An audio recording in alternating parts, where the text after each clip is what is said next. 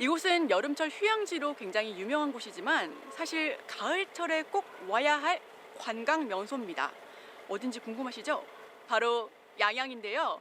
양양의 가을철 도대체 왜 궁금하고 꼭 왜 와야 하는지 저와 함께 한 곳 한 곳 돌아다니시면서 살펴볼게요.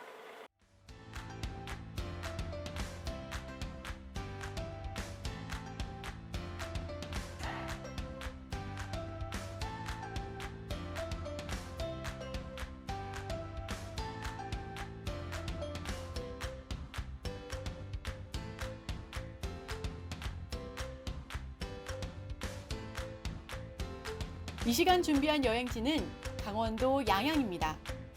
언제나 마음을 시원하게 씻어주는 탁 트인 바다가 맞이하는 양양은 우리가 아직 만나지 못한 새로운 표정이 참 많은 여행지.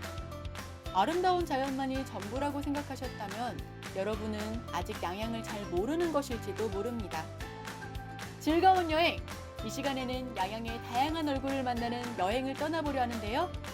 양양만의 독특함이 살아있는 여행지. 양양이 아니면 안 되는 경험. 이 모든 것이 살아있는 특별한 여행 코스를 준비했는데 저와 함께 떠날 준비 되셨나요?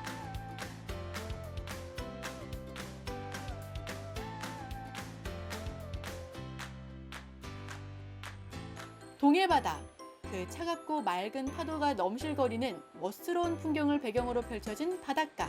어느 곳이나 비슷한 풍경이 아닐까 싶지만 양양의 바닷가에는 매우 특별한 곳이 있습니다. 바람에 쓸려가는 갈대들이 하늘거리는 멋스러운 풍경이 인상적인 이곳은 단순히 호숫가에 형성된 사고에 지나지 않았는데요. 현재 이곳은 우리 역사의 매우 중요한 역사적 현장으로 기록되고 있습니다. 선생님, 여긴 뭔가요? 자, 이곳은 쌍호라는 곳이에요. 예전에 두 개의 드넓은 호수가 있었다고 그래서 쌍호라는 이름이 붙여졌고요. 자, 오산리 유적은 지금으로부터 약 8,000년 전 신석기 초기 유적지가 있는 박물관이 되겠습니다. 자, 1977년 이 쌍호 두 개의 호수를 이곳을 메어서 논지로 만들어 사용하려고 하셨어요. 근데 논으로 만들어주려면 덮을 모래가 필요하죠. 그 모래를 지금의 유적지인 저쪽 소나무 숲에서 채취를 하던 중에 유물이 발견이 되었습니다. 본격적으로 1981년부터 87년까지 6차례에 걸쳐 발굴 작업했고요. 총 4,000여 점의 유물과 14개의 움집 자리가 발굴이 되었고요. 6차례에 걸친 발굴 작업을 통해 모습을 드러낸 것은 11개에 달하는 집터와 소활석, 그리고 돌무지 유구, 여기에 다량의 석기와 토기들입니다. 이를 토대로 유적지에는 움집과 아울러 당시의 생활상을 보여주는 다양한 전시 내용이 재현되어 있는데요.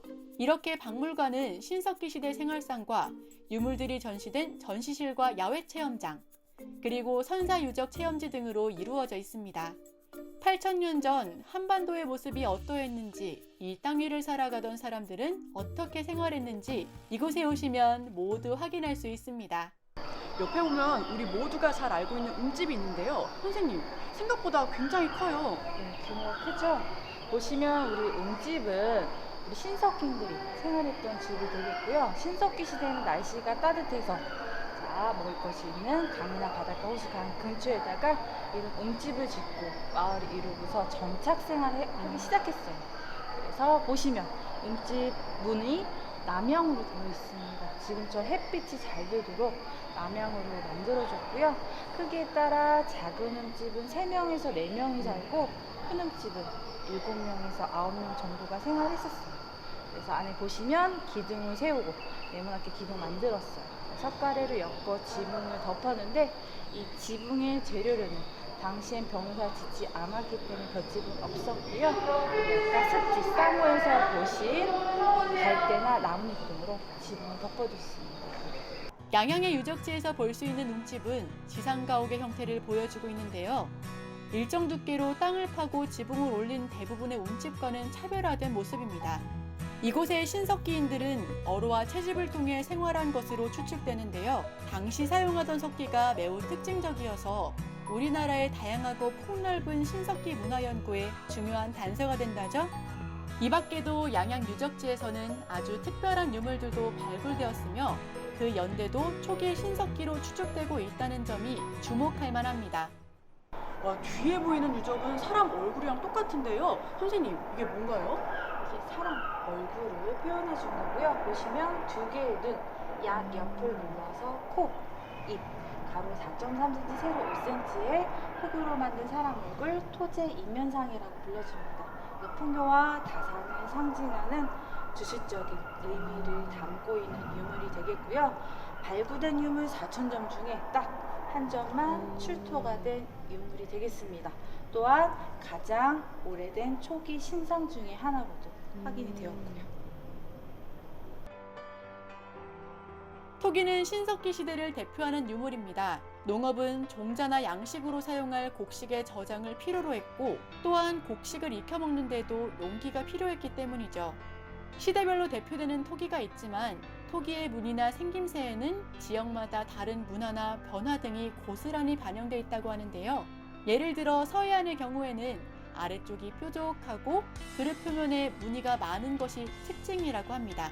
동해안에서는 토기 아래쪽이 납작한 형태의 평저형으로 이루어져 있고 그릇 윗부분에만 무늬가 새겨져 있는 것이 대부분이라고 하는데요. 이렇게 토기에 담긴 의미를 알고 보면 더욱 흥미롭습니다. 네, 저장의 개념이 더 다양화해지면서 토기도 정말 많이 생산됐을 것 같은데요. 선생님, 토기는 어떻게 제작되나요? 자, 토기 만드는 방법은요. 우리 신석기 시대에는 날씨가 따뜻해져서 먹을 게 많아졌어요.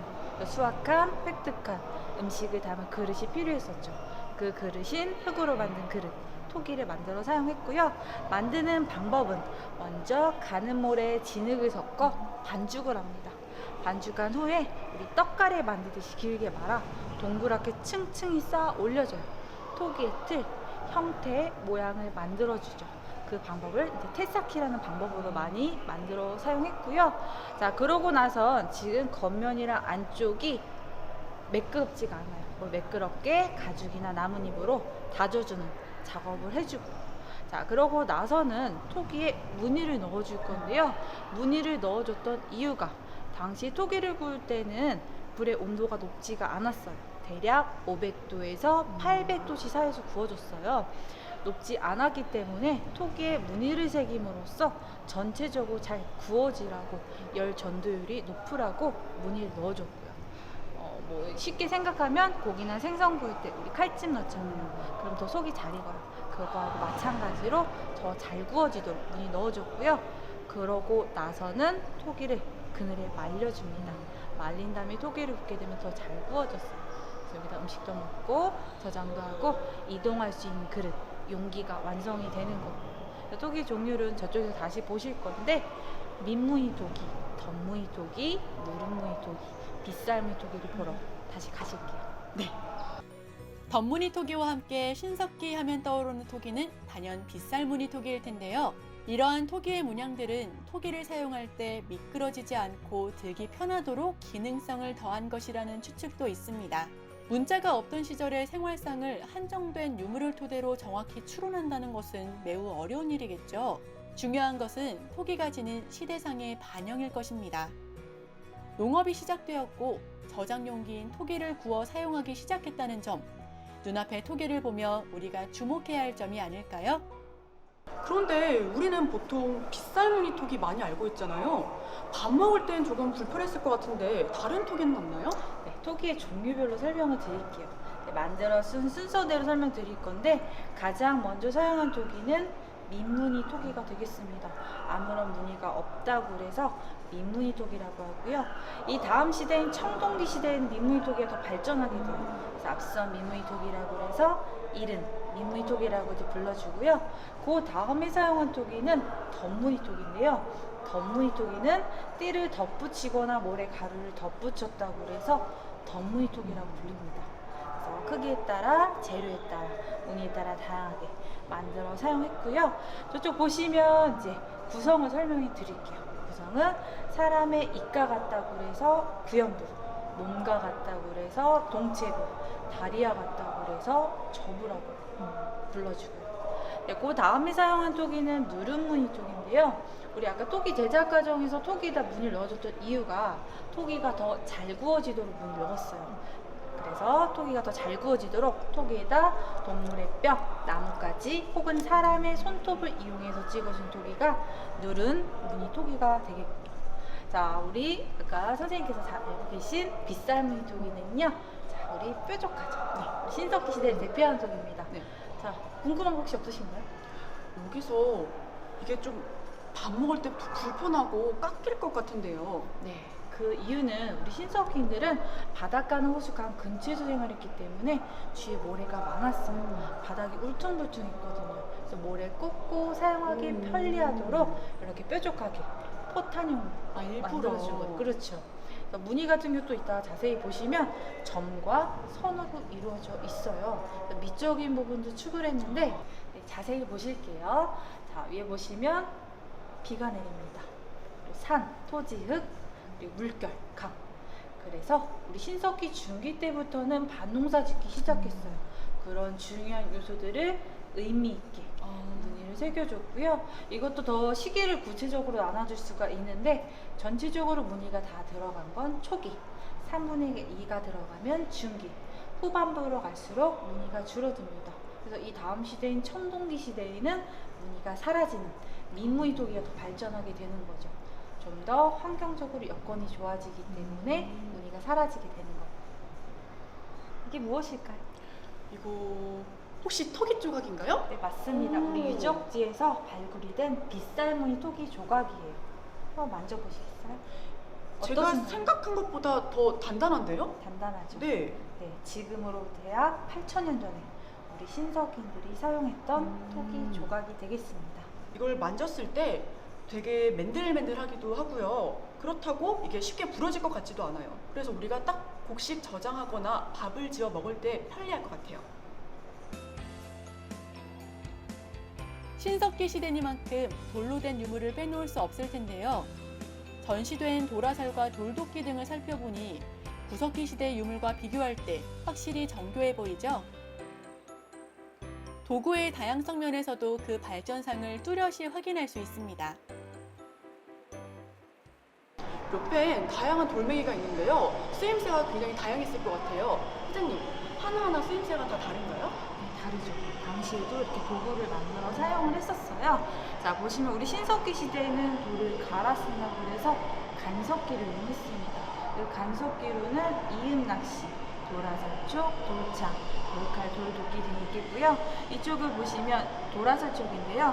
멀리는 멧돼지나 사슴 이런 걸 사냥을 해서 가죽은 옷을 입고 고기는 섭취를 하고 뼈는 갈아서 도구를 이용을 했었어요. 어느 하나 버릴 게 없었고요. 자, 이쪽도 보시면 돌톱이 있는데요. 18cm의 톱날이 무려 23개나 있습니다. 이 사이사이를 간석기로 해서 돌을 갈아준 거예요. 되게 길고 정교하게 만들어진 도구가 되겠고요. 발굴된 유물 4,000점 중에 딱 한 점만 출토가 된 유물이 되겠습니다. 아무래도 수렵에 관련된 유물들을 많이 찾아볼 수 있는데요. 양양의 유적지에는 어로 생활을 확인할 수 있는 낚시 도구와 그물추 등이 출토돼 당시의 생활을 엿볼 수 있습니다. 와, 돌로 사냥도 했는데 그럼 고기뿐만 아니고 생선도 잡을 수 있나요? 그럼요. 물고기도 어로 생활도 하면서 생활했었거든요. 이쪽에 보시면 이음 낚시인데요. 낚시할 때 사용하던 도구가 되겠고요. 우리 신석기 시대에는 날씨가 따뜻해서 다양한 크기의 어종들이 많았습니다. 크기별로 축을 갈았고요. 자, 이런 몸돌을 점차 갈아서 고기를 먹고 나면 뼈를 갈아서 끈으로 묶었어요. 이 위쪽 보시면 이게 완성된 형태가 되겠고, 양양 지역에선 총 72종의 이음낚시 축과 뼈바늘 한 점이 발굴이 되었어요. 굉장히 많은 양이 나왔고요. 정밀 도구가 되겠습니다. 자, 옆엔 보시면 돌 그물추가 있는데요. 자, 강 자갈을 양 끝에 돌을 떼어서 묶었어요. 그래서 그물이 뜨지 않게끔 고기를 많이 잡을 수 있도록 사용하던 도구가 되겠고요. 이음낚시랑 돌 그물추 두 도구로 봤을 때 양양 지역의 신석기인들은 어로 생활을 더 많이 했던 걸로 확인이 되는 거죠. 자, 이쪽을 보시면 우리 갈판과 갈돌이라는 도구예요. 지금의 맷돌과 같은 도구라고 보시면 되고요. 가을이 되면 도토리가 많이 열렸어요. 이 도토리는 그냥 먹게 되면 타닌이나 성분 때문에 떫어요. 그 물에다 담가서 떫은 맛을 빼서 햇빛에 말려서 껍질을 벗겨서 갈아서 죽을 만들어서 먹었고요. 또한 나달이 작은 조, 기장, 수수 이런 것들을 재배하게 되었어요. 우연히 나달이 떨어져서 거기서 자라는 걸 보고 신석기 생각했어요. 아, 또다시 그러면 수확이 가능하겠구나. 뿌리는 밭농사를 신석기 중기 때부터 시작하게 되었고요. 점차 시간이 흘러 신석기 후기에는 자연벼도 조금씩 재배를 하게 되었고 마침내 청동기 시대 벼농사가 활성화가 되어서 지금의 주식인 우리가 쌀을 섭취하게 되는 거예요. 그래서 달빵과 갈돌에 조, 기장, 수수 이런 것들을 갈아서 죽을 만들어서 먹었었습니다. 양양의 유적지는 신석기 역사를 밝히는 데 매우 중요한 단서들을 제공하고 있는데요. 발굴된 6개 층위가 형성 순서를 매우 뚜렷하게 구분할 수 있는 것은 우리나라 신석기 유적으로서는 매우 드문 경우라고 합니다. 또한 동북과 남해안을 연결하는 지리적, 문화적 역할도 확인할 수 있는 중요한 유적지라고 하는데요. 바로 이 유물들이 밝혀주는 신석기 시대 이야기를 들어보세요. 옆에 보면 반짝반짝한 검은 돌이 있는데요. 이걸 어디다 쓰나요? 자, 지금은 보석으로 많이 사용되고 있는 돌이 되겠고요. 이거 화산암의 일종이에요. 화산이 분출되자마자 굳어진 돌이 되겠습니다. 이거의 성질은 굉장히 날카로워서 창이나 칼, 가죽을 손질할 때, 고기를 손질할 때 용도로 사용이 되었고요. 자, 그런데 여기서 중요한 건 이 흑요석이 발굴이 된 곳은 지금 계신 양양 오산리 지역이에요. 근데 이 성분을 조사를 해봤더니 만들어지는 곳 생성지가 확인 결과 우리 백두산 흑요석으로 확인되었습니다. 당시 화산이 여기 양양 오산리까지는 오기 불가능하죠. 네. 그래서 백두산에 있는 사람들이랑 우리 지역의 신석기들이랑 문화적 교류를 했었다는 중요한 의미를 담고 있는 돌이 되는 거고요.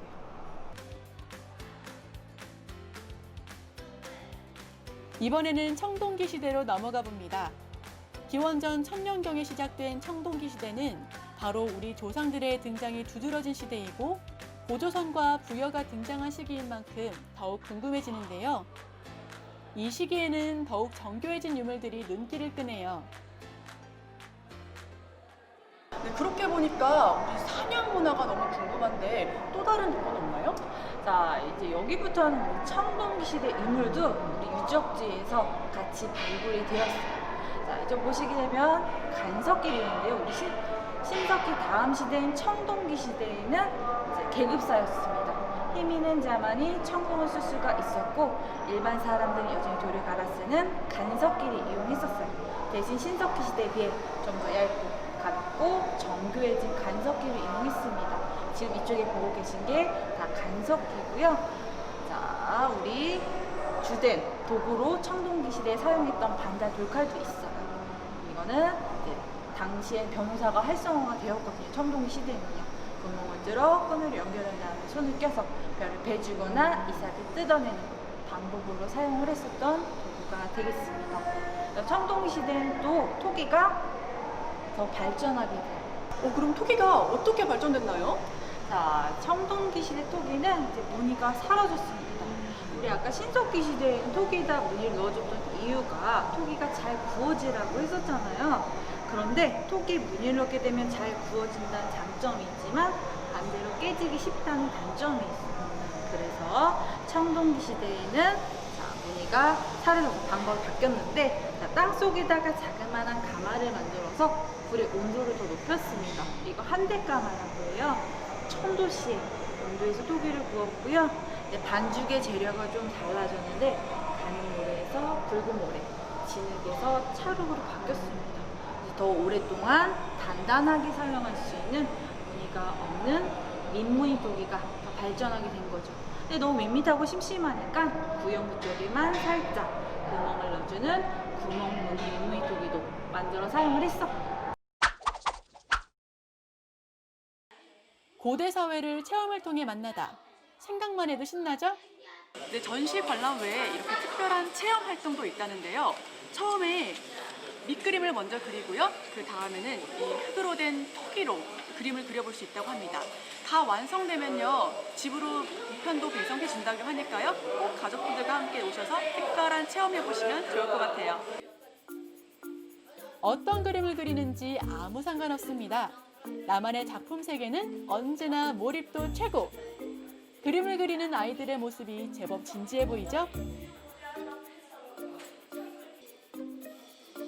신석기 시대나 청동기 시대를 대표하는 유물이 토기잖아요. 그래서 이곳에서는 나만의 토기를 만들어보는 즐거운 체험 프로그램이 마련되어 있습니다. 다 만들어진 접시 위에 그림을 그려보는 것이지만 신석기 시대의 예술가 기분도 내보고 나만의 작품도 만들어 볼 수 있는 시간입니다. 과연 어떤 작품이 탄생할지 기대해 주세요.